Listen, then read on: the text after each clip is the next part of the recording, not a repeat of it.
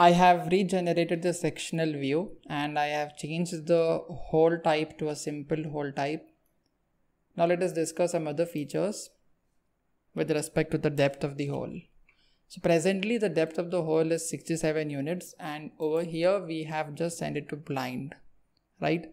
Now we have another feature called symmetry. We can click on symmetric and this is quite similar to the extrusion symmetric, which basically generates a feature on both the sides, right? So you can see I'm having both the draggers which will be altered or varied with respect to each other. So this kind of feature is useful when we have a hole, for example over here. So I am basically extruding the surface. Let me reorient it.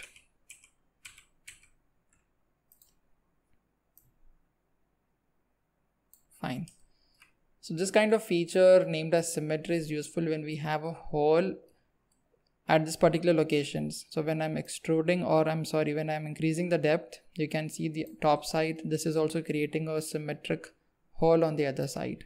So whatever material comes in the path, it just eliminates it and creates a hole on both the sides. So as we don't have any material over here, we are not able to see anything. But if there was a presence of material at this particular region, obviously that would have been eliminated or removed and you would be seeing a hole over there. So this is something about symmetric. So I'll just come back to the starting position and I'll just turn on the blind option. I can also vary the location for clear understanding.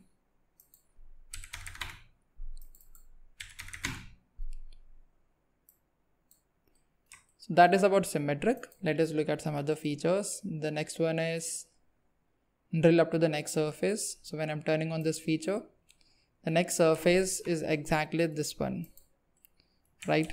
So the depth of the hole is up to the next surface. The next feature is through hole. It intersects all the features or all the materials on its way. So this is a kind of through hole. The next one is basically drill to intersect with selected surface. So in this particular case, we have to select the location of the surface up to which we want to create a hole. So let me select this surface and you can see the hole is created up to here. If I'm selecting the base, you can see the hole is selected or created up to this location. So in this particular feature, we are selecting the surface, and in the last feature, we have to select the plane or a point or a curve. So for example, I'll just close it. I will try to add a plane. For example, we have a plane already over here. Okay, so I'll just edit this.